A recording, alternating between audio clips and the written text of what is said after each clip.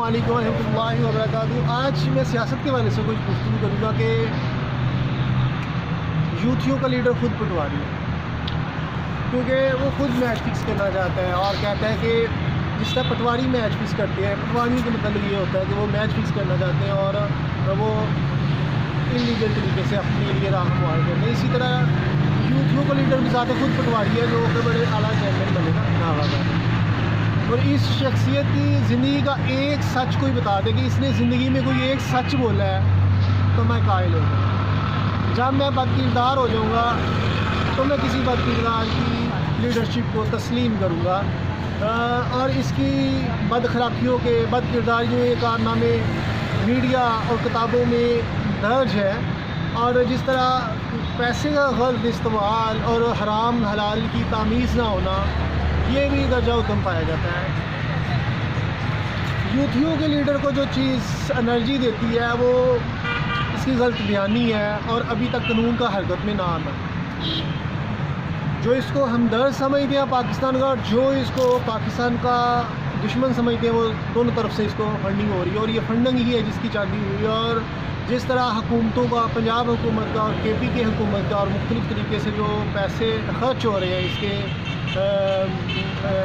मार्च के वाले से, वो भी हर एक को पता है कि गरीब आवाम का पैसा किस तरह जायज़ तौर पर इस्तेमाल हो और किस तरह यूथियों का लीडर निकम्मा नाहिल जाहिल है कि उलमा दीन के साथ जब एक मसला दरपेश आया और उसको हल करने की बजाय अपनी जहानत से इसने पुलिस में और उलमा में झड़पें करवाई, किस तरह शहादतें हुई पुलिस की तरफ से और उलमा की तरफ से, वो भी सबको पता। और सैकड़ों की तादाद में शहादतें हुई, मगर इसका कोई पूछने वाला नहीं था, क्योंकि पाकिस्तान में ताकतवर शख्सियात के हाथों कत्लो गार जो होती है उसका जमा खर्च ज़ीरो होता है।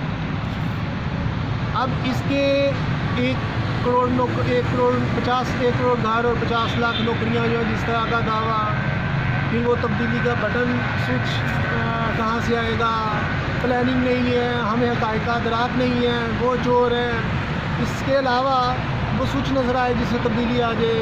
फिर माफिया क्या तो ये कमाल हुकूमत थी और कहते थे कि हम क्या करें, माफिया के पाले हुए हैं। फिर कहते थे कट्टा पाल और अंडों और कट्टा पाल स्कीम और मुर्गी फार्मिंग के जो ख्याली प्लाव इसने दिए। और जो इसकी मद में लोगों को, जो अपने PTI लोगों को जो इनके हमायती याफ्ता थे, उनको करोड़ों अरबों रुपए के फ़ंड हर महीने दिए जाते थे, वो किस मद में दिए जा रहे थे? क्या आवाम को उसको वो चीज़ें भी नहीं दी, मुफ्त में किसी के मुंह में पैसे छोड़ दिए जा रहे थे। ये एक अलग से हक़ाइक़ है जिस पर अभी ऑडिट नहीं हुआ। कोरोना फंडिंग के हवाले से खरबों रुपए का सामान खा लिया गया। 200 रुपये की तशख़ीस करने वाला कोरोना टेस्ट जो है वो 6,500 रुपये में मैच फिक्स की थी। कैसे हुआ, कैसे पैसे उसमें लगे, ये एक अलग शुरू। बाद में टेस्ट जो है वो फ्री है, वो एक अलग। जो शख्सियत सच नहीं बोल सकती, अच्छा इंसान नहीं खिला सकती, वो कैसे एक लीडरशिप का तस्वुर से बढ़ेगा। हाँ, ये एक अलग से बात है कि आप गलत किस्म के नज़रियात से मीडिया में पैसे बांट के अपने मनपसंद सहाफ़ियों को ख़रीद के अपनी राय हमार कर सकते हो, मिर्च मसाला सोशल मीडिया में फैला सकते हो। वह हकीकत इससे परे है और वो ये है कि बदकिरदार इंसान अच्छा इंसान और लीडर नहीं हो सकता। ये अलग से बात है कि आहिस्ता आहिस्ता तस्वीर सामने आती है जो बदकिरदार शख्स है। और इमरान खान पे चूँकि उलमा का असर है, जो चंद उलमा के करीब बैठता है, तो इसी वजह से जिस उलमा इसके परमिट के दावे दायर करती हैं, ज़ाहिर करती हैं, जबकि इस्लाम कहता है कि किरदार की खूबसूरती के बगैर कोई अच्छा इंसान नहीं हो सकता, तो दावों से इंसान आशिक नहीं मिला सकता। इसी तरह इसका दावा तब्दीली का, ये खुद तब्दील नहीं हुआ, ये खुद ख्वाहिशात नफ्स का ग़ुलाम है और शैतान झूठ बोलने वालों को पसंद करता है। अल्लाह कहता है लानतुल्लाहि अलल काज़िबीन, लानतुल्लाहि अलल काज़िबीन, झूठे पे अल्लाह की लानत है। तो जिस पे अल्लाह लानत कर रहा हो वो कैसे इंसान अच्छा हो सकता है? और इसकी तस्वीर हमें होती नज़र आती है।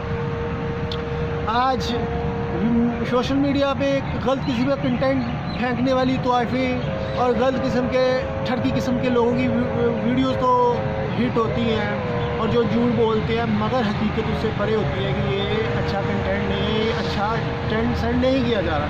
ये हाल पाकिस्तान की सियासत से हो रहा है। और वो दूसरी पार्टी पे वो भी दौर था जब पटवारी मुझसे बहस करते थे और मैं उनकी निशानदी करता था गलतियों की, और वो कहते थे ये काम ख्याली का शिकार है, ये पता नहीं किस दुनिया में रहता है, और वो मुझसे उलझ थे और मुझसे बहुत ज़्यादा मुश्किलात का सामना करना पड़ता था।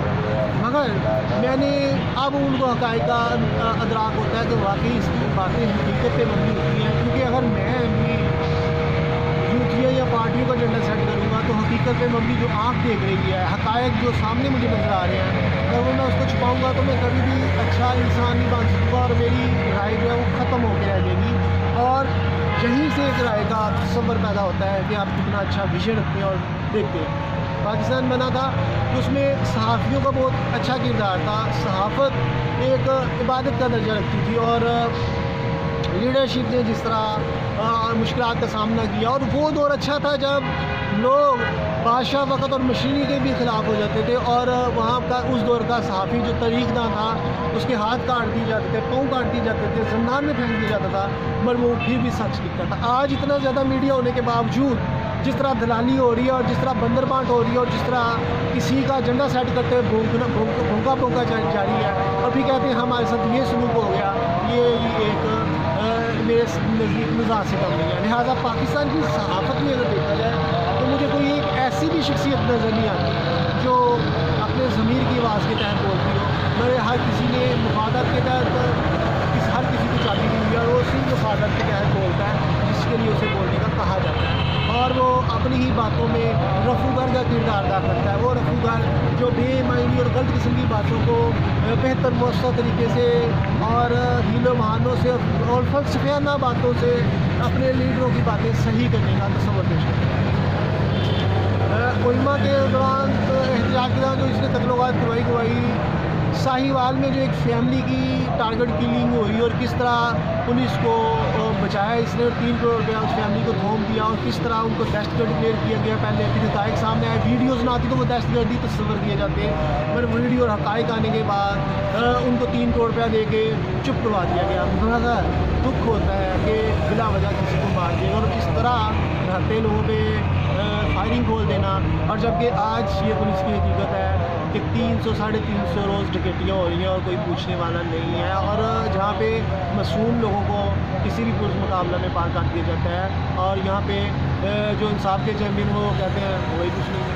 हम उनके नज़दीक इंसानी जान की कोई कदर कीमत नहीं है, क्योंकि ये ज़मीर फ़रोश है और ये एहसास से आरी पत्थर दिल है। सरकार सल्लल्लाहु अलैहि वसल्लम के मतलब हम देखते हैं कि सबसे ज़्यादा एहसास सरकार मदीना सल्लल्लाहु को अपनी कौम मांगा था, और आपने ज़हनी और जिस्मानी गुलामियों से आज़ादी दिलाई कौम को और मुसलमान को, और उनको महमद अरबी से ही या आलम अरबी, और फिर उसका नाम हज़रत अली करम जो फरमाते हैं कि जिसके दिल में ज़्यादा एहसास होता है वो सबसे बड़ा इंसान है, क्योंकि अल्लाह ताला एहसास पैदा करते हैं। जिस तरह इश्क जो अल्लाह ताला की ज़ात पाक फ़िज़ा हस्ती उनको देते हैं, इस तरह एहसास देते हैं ताकि मखलूक़ खुदा को मुतल्लिक़ा शख्सियत से पैदा हो।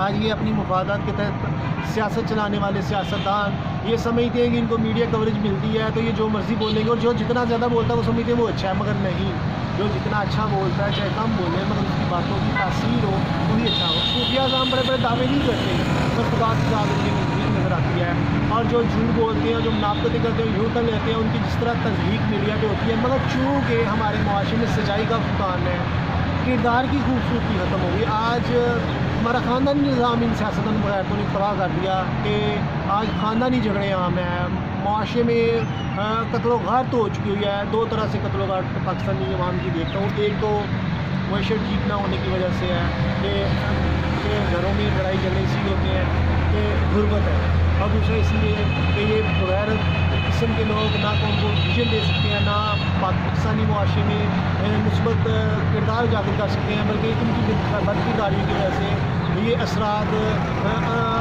आम फैलते हैं और उलमा दीन भी तबाह होते नजर आते हैं, क्योंकि मेरी किरदार की जो ही हाल सियासतदान की आवाम भी बढ़ती है और यूँ वाईफाना कल्चर प्रमोट होता है।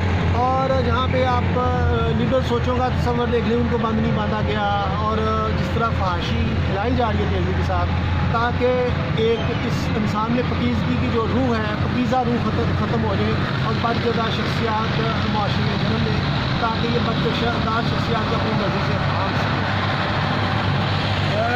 वो फाका का जो नेता नहीं जरा जो है मोहम्मद इसके बदल से निकाल दे, ये समझता है। और ये देखें अब रूह ही निकल जाएगी जब बिजली ख़त्म हो जाएगी। कुरान भी कहता है कि हदायत मुतकी, और इन सियासतों में कोई मुतकी नज़र नहीं आता, पकीज़ा नज़र नहीं आता। और इनकी बदकिरदारियों की जो वीडियोज़ आ रही हैं, जो बदकिरदारियों का जो सिलसिला चल रहा है वो सबके सामने। और जिस तरह हमारे मुआशरे में सच्चाई और पॉजिटिविटी ख़त्म हो रही है, मुझे दुख हो रहा है। और मैं समझता हूँ कि मुझे कि पता नहीं क्यों ऐसे नज़र आता है कि इनका योम हिसाब शुरू होने वाला है। PTI इसमें सबका योम हिसाब शुरू होगा, और पाकिस्तान के साथ जो इन्होंने मजाक किया सब सियासतदान को भी शुरू, क्योंकि कायद-ए-आज़म मोहम्मद अली जिन्ना को पाकिस्तान बनाने का मिशन नबी सल्लल्लाहु अलैहि वसल्लम ने फरमाया था। पाकिस्तानियों की इस कदर तज़लील हुई है। एक तरफ तो मुझे पाकिस्तानी होने का खुशी होती है कि मेरी विरासत में इन अजीम लीडरों की कुर्बानियाँ और अजीम लीडरशिप नज़र आती है। कायद-ए-आज़म अल्लामा इकबाल की सूरत में जो सबसे बड़े शहीद पाक में है। जब इन बदकिरदार सियासतदान और 2 नंबर मौलवियों को देखता हूँ जो हुकूमत की राह मुहार करते हैं और फंडिंग खाते हैं और बदकिरदारियाँ मुआशरे में, और उनको कौम के साथ खेलने का परमिट देते हैं ये 2 नंबर मौलवी, और ये जो सियासतदान बदकिरदारियाँ करते नज़र आते हैं, और जिस तरह पाकिस्तानी कौम की तबाही नज़र आ रही है, मैं खून के आंसू रोता हूँ, मगर मैं क्या कर सकता हूँ। मैं अब सियासत में इसलिए बोलना बंद कर दिया हुआ है कि ये पत्थरदिल लोग हैं, ये सही होने वाले नहीं हैं। मगर मैं अपना इज़हार राय कभी कभी इसलिए बयान करता हूँ कि ये अपनी कोई भी किसी खुशफहमी में ना रहे कि आसर को किसी की ताईद हासिल है। और मैं यूथियों को कहता हूँ कि मैं तो खुद अपनी सियासी पार्टी शुरू करने जा रहा हूँ। 2012 में फ़िज़ान ख्वाजगन लिखी थी। मेरी फ़िज़ान ख्वाजगन का मंशूर जो तकरीबन 50 या इससे कम पेजेस पे है, मेरे फेसबुक पे पड़ा हुआ है। मोहम्मद आसिफ जुएल बट सर्च करें और आप उसमें देखें फ़िज़ान ख्वाजगन के हवाले से क्या मैंने लिखा है। तो लिहाजा हम तो ना जलसों पे ना जुलूसों पे मेरी पार्टी बेस करेगी, बल्कि चेन सिस्टम के तहत अपना निज़ाम लाएंगे। पर उसके लिए मुझे अपना प्रोडक्शन हाउस बनाना पड़ेगा। और मैं तो ये भी महसूस करता हूँ कि अब जिस तरह ये कौम को पाकिस्तान नहीं जा रहा, और जिस तरह कर्ज़ पे चल रहे हैं, और जिस तरह बैरूनी इमदादों में ये चल रहे हैं, और जिस तरह इनकी याशियाँ सबकी जारी हैं, तोशा खाना गए, फार फंडिंग के वैसे सारा लूट के खा गए, कोई पूछने वाला नहीं है। तो मैं कहता हूँ कि अब जो अपनी मदद के लिए कुर्बानी देते हैं, हम उनके मतलब इसमें बहुत शुरू कर दिया है। जबकि इसी हालत में देखें कि ज़मान पार्क को बुल प्रूफ द्वारों से बंद कर दिया गया, फिर उसका नाम ये खिड़कियाँ जो है उसको बुल प्रूफ बनाया जा रहा है, और चूहे की तरह बिल में छुपा हुआ है, और सोच रहा है कि मैं रावलपिंडी में जाऊँगा, और आर्टिस्ट फेलवी को इस्तेमाल कर रहा है। अब क्या है कि दूसरों से तल्लुकात बहाल करो ताकि मुझे जो फैक्ट है या मेरे से मेरी बेस इज़्ज़त रह जाए और मैं निकाम सा मार्च करके वापस लौटाऊँ, ये भी इसकी ख्वाहिश है। मगर जो आज़म स्वाति के साथ हुआ, आज़म स्वाति ने जो गरीब लोगों के साथ किया, उन गरीब बच्चे को उल्टा लटका के उनको जान से मार देने लगा था। आज़म स्वाति की जो मनमानियाँ जारी हैं, एक तरफ ये फौज के ख़िलाफ़ भोंगता है, और दूसरी तरफ ये कहता है कि उसका नाम क्या है, मुझे इन्होंने फैंटी लगाई है। जब तुम किसी को गालियाँ निकालोगे तो तुम उस मुअज़्ज़िज़दारों के ख़िलाफ़ बोलोगे तो तुम्हें तो फैंटी लगेगी ही लगेगी। तुम्हें किसने हक़ दिया कि तुम फ़ौज के ख़िलाफ़ बोलो? इस तरह ये समझते हैं हमें इंटरनेशनल मीडिया बचा लेगा, हमें इंटरनेशनल मीडिया बचा लेगा। इंटरनेशनल मीडिया ने तो वो जो हकीकी आज़ादी की जंग लड़ रहे हैं कश्मीरी अवाम, उनकी कोई मदद नहीं की। तुम किस बात की बोली, और तुम में सच्चाई भी नहीं है तुम्हारी। अगर तो जिस तरह, और सबसे बड़ी बात ये जो कहते हैं कि दूसरों को हरासा करते हैं, जैसे मुझे प्रेशराइज कर रहे हैं कि हमारी हिमायत करो। मैं कहता हूँ इमरान खान अपना ज़मान पार्क और बनी गाला भी मुझे लिख के दे दे, मेरी जदाद के तौर पर कहे कि सिर्फ एक वोट आसिफ जुएल उसको दे देंगे, हमायत करनी शुरू करें। खुदा की कसम मैं इसकी हिमायत नहीं करूँगा। ये तो मुफ्त में मेरी हिमायत को ये कम अकल लोग मेरी हिमायत लेना चाहते हैं, वो किस फहमी का शिकार नज़र आते हैं। और मज़े की बात बताऊँ, जब कश्मीरी आहू पुकार कर गए, इतने दिनों से घरों में कैद थी, ये बगैर क्या कहता मैं एक तकमीर से कश्मीर आज़ाद करवाऊँगा, और जबकि वो देखे उनके साथ क्या हुआ। तो ये बगैरत इसकी हुकूमत गई है, तो अब ये उपवास कर रहा है कि उसका नाम क्या है, 6 महीने से कभी किसी के खिलाफ बदतमीज़ी कर रहा है, कभी किसी किस्म के खिलाफ बदतमीज़ी कर रहा है। तो कश्मीरी अवाम का एहसास नहीं था। 1 साल पहले इसकी हुकूमत चली गई है तो इसे बड़ा बुरा लग रहा है। क्यों? क्योंकि ये एक मंगते से भिखारी से, क्योंकि ये क्रिकेट में था, अब आहिस्ता आहिस्ता सोशल वर्क किया तो इसकी फेम क्रिकेट में था, थोड़ा सा सोशल फेम की वजह से थोड़ा सा पैसा मिला, चैरिटी को गोरे लोग वैसे पसंद करते हैं, इसको फंड आना शुरू हो गए। पाकिस्तान ने भी इसकी मदद की, तो हुआ क्या, इससे पाकिस्तान को ही तबाह कर दिया। उतने लोग कैंसर से न मरते जो इस तरह। फार्म फंडिंग का सारा पैसा अपनी सियासत पे लगा रहा है, और वो भी केस सामने पड़ा है, फार्म फंडिंग का केस। तोशा खाना में सब कुछ बेच काट के खा गया, बेकारी से एक लटेरा और गुंडा बन गया, और कत्लोगात के जो लमतनाही सिलसिले मैंने जिक्र किए हैं वो भी आपके सामने आ रहे हैं। तो ये किस खुशफहमी का शिकार न बना, किस खुशफहमी का शिकार बना। और जब इसकी हकीकत ये है कि सिर्फ सच ही नहीं बोलना है।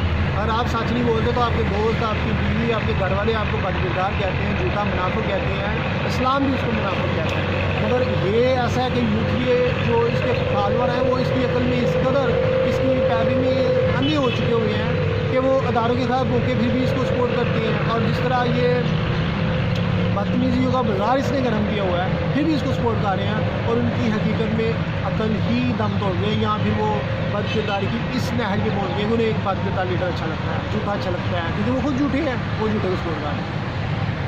दूसरी पार्टीज़ अगर उन्होंने गलतियाँ उन्होंने की हैं तो मैं तो उनको हमायत नहीं कर रहा, मैं तो खुद अपनी पार्टी बना रहा हूँ। मगर वो किसी को इस तरह गिरेबान से नहीं पकड़ते कि तुम इसको सपोर्ट करो। जैसे इनका बगैरत लीडर, 2 नंबर इंसान अदारों को गालियाँ दे रहा है और कहता है कि मेरी सपोर्ट करो। इसी तरह वो उनके जो कारकुन है या वर्कर है वो किसी को गिरेबान से नहीं पकड़ते कि तुम मेरी सपोर्ट करो। मगर ये किस खुशफहमी का शिकार है। इसमें है क्या, एक खूबी इसकी बता दें, इसकी एक खूबी बता दें। अल्लाह ताला तो तकवा का बात करते हैं, इसमें तकवा भी नहीं है। अल्लाह ताला कहता है हराम ना खाओ, ये हराम भी खाता है। अल्लाह ताला कहता है झूठ ना बोलो, ये झूठ भी बोलता है। अल्लाह ताला कहता है मुनाफिक ना हो, ये मुनाफिक भी करता है। और जिन से गुटियाँ लेके इसने खाई और मुर्ग मुसल्लम खाए और अपने लिए राह मुहार की, अब उनके खिलाफ भी बोल रहे हैं। और कभी ये